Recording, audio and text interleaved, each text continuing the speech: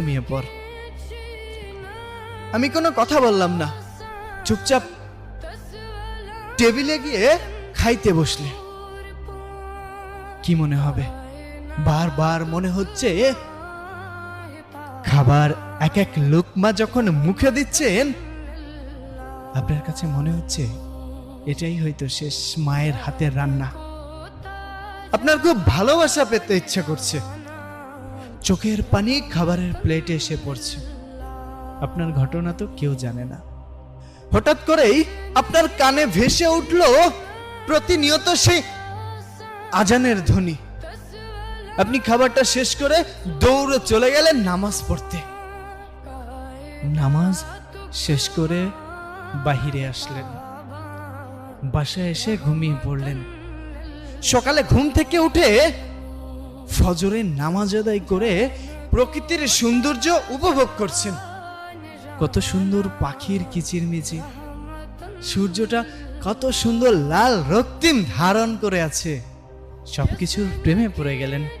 আগে কখনো কোনোদিন এই প্রকৃতি ঠিক এমন করে আপনি দেখেননি, আপনার কাছে এমন করে মনেও হয়নি।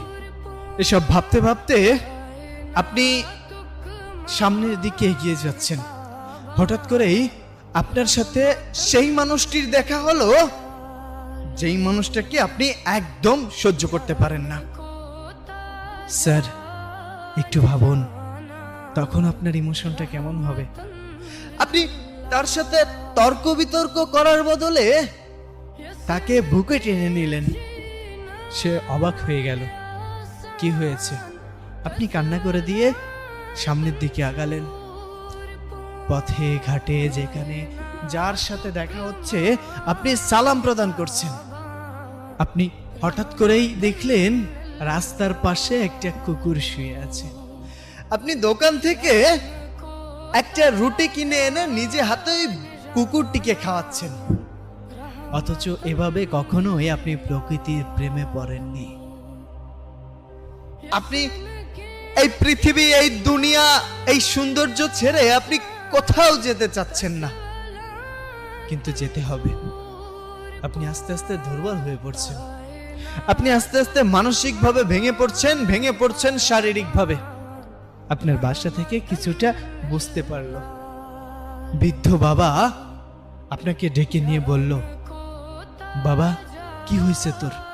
এখন আর আগের মতো তর্ক করিস না।